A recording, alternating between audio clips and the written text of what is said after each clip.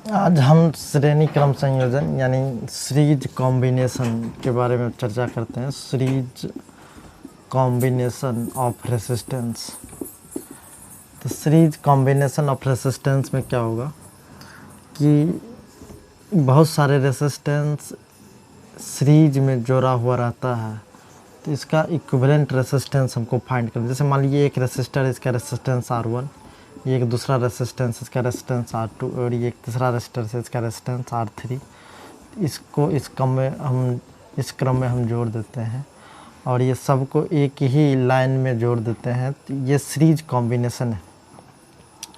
एक ही लाइन में जोड़ने का मतलब कि एक का एक एंड दूसरे के फर्स्ट एंड से जुड़ा होता है, लेकिन हम लोग पहचानते कैसे कि सीरीज कॉम्बिनेशन में है।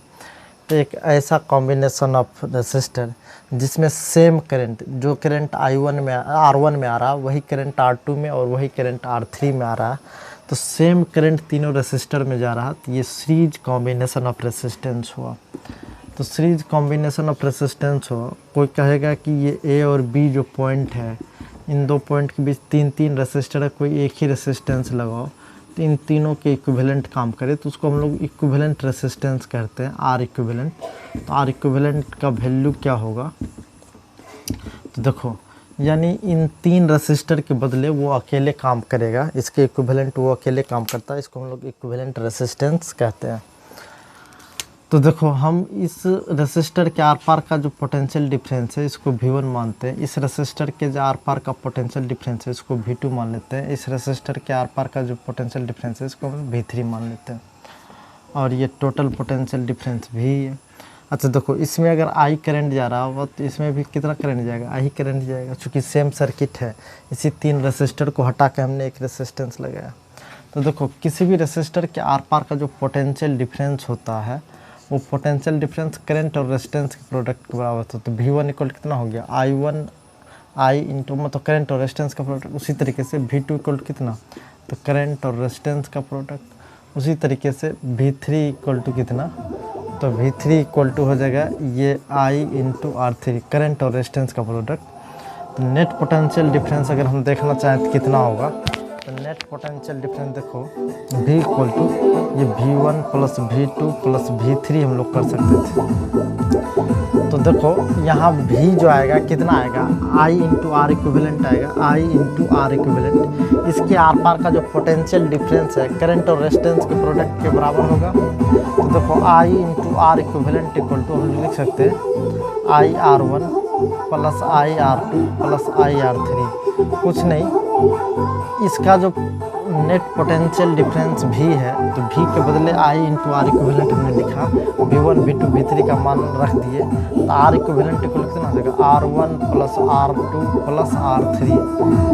ये इक्विवेलेंट रेसिस्टेंस इतना ही होगा, आर इक्विवेलेंट, यानी इसको हिंदी में बोलते हैं समतुल्य प्रतिरोध। क्या बोलते हैं, समतुल्य प्रतिरोध, equivalent resistance in series combination. अगर इसी में n रेसिस्टर हो तो R इक्विवेलेंट इक्वल टू लिख सकते हैं R1 plus R2 plus dot dot dot dot dot dot plus R। ठीक है, अगर इसी में सारे रेसिस्टेंस को अगर हम बराबर मान लें, R1 R2 के बराबर हो, R2 R3 के बराबर हो, dot dot dot dot RN, सब इक्विवेलेंट रेसिस्टेंस मतलब सारे रेसिस्टेंस का वैल्यू R हो, तो R इक्विवेलेंट इक्वल कितना हो जाएगा, 2R रहेगा तो R प्लस R 2R, 3 रहता 3R, N है तो कितना हो जाएगा NR। तो इक्विवेलेंट रेसिस्टेंस ये कितना हो जाएगा NR। ये सीरीज कॉम्बिनेशन में हुआ। सीरीज कॉम्बिनेशन हम लोग पहचानेंगे कैसे, तो वैसा सर्किट जिसमें सेम करंट जा रहा है, इस सारे रेसिस्टर में सेम करंट जा रहा है, मतलब सीरीज कॉम्बिनेशन में है। अब हम एक पैरेलल कॉम्बिनेशन के लिए देख लेते हैं, पैरेलल कॉम्बिनेशन में क्या होगा। देखो समांतर क्रम संयोजन यानी पैरेलल कॉम्बिनेशन, समांतर क्रम समूहन अगर हम देखना चाहें, समांतर क्रम समूहन क्या होता है, इसको हम लोग बोलते हैं parallel combination of resistance, parallel combination of resistance. अच्छा, किसका समांतर क्रम समूहन, तो प्रतिरोध का समांतर क्रम समूहन, पैरेलल कॉम्बिनेशन ऑफ रेसिस्टेंस। ठीक, जैसे देखो एक रेसिस्टर है जिसका रेसिस्टेंस R1 है, एक रेसिस्टर है जिसका रेसिस्टेंस R2 है, और एक तीसरा रेसिस्टर है जिसका रेसिस्टेंस R3 है। अब देखो ये पैरेलल कॉम्बिनेशन है। कोई कहेगा पैरेलल कॉम्बिनेशन कैसे बताइए, तो इसको सेल से कनेक्ट करो। देखो जब कभी भी करंट एक जंक्शन से किसी एक पॉइंट से अलग अलग पार्ट में डिस्ट्रीब्यूट हो जा रहा हो, जैसे मान लो ये जो करंट आया आई, यही आई अलग अलग, देखो आगे जा करके इस जंक्शन पे आके तीन अलग अलग ब्रांच, एक में मान लेते हैं I1, दूसरे में मान लेते हैं I2, एक में मान लेते हैं I3, ये टोटल मिल करके पुनः यहाँ चलाएगा। और ये पोटेंशियल डिफरेंस हम क्या मान लेते हैं, देखेंगे। पैरेलल कॉम्बिनेशन को पहचानना होगा तो कैसे पहचानेंगे, जब किसी भी जंक्शंस पे करंट का डिस्ट्रीब्यूशन हो जाए। देखो एक ही करंट आया तीन अलग अलग पार्ट में, हो सकता है 4 पार्ट में बट जाए या 2 पार्ट, जहाँ का भी डिस्ट्रीब्यूशन हो गया यानी बंटवारा हो गया, तो ये पैरेलल कॉम्बिनेशन ऑफ रेसिस्टेंस है I1, I2, I3। अच्छा, 2 पॉइंट के बीच का पोटेंशियल डिफरेंस हमेशा सेम होगा। पोटेंशियल डिफरेंस कितना होगा, जितना इन दोनों पॉइंट के बीच है। इन दोनों पॉइंट के बीच का पोटेंशियल डिफरेंस भी है, तो ऊपर से भी जाओगे तो किसी भी 2 पॉइंट के बीच का पोटेंशियल डिफरेंस क्या होगा, भी ही होगा। किसी भी पॉइंट के बीच का पोटेंशियल डिफरेंस कितना होगा, भी ही होगा। कोई कहेगा ये 3 रेसिस्टर है, तीनों रेसिस्टर को हटाओ, कोई एक रेसिस्टेंस लगाओ। तो देखो हम क्या करते हैं, कोई एक इक्विवेलेंट रेसिस्टेंस हम R इक्विवेलेंट मान लेते हैं, और ये एक पॉइंट A मान लेते हैं और दूसरा पॉइंट B मान लेते हैं। A और B पॉइंट के बीच इक्विवेलेंट रेजिस्टेंस क्या है, R इक्विवेलेंट।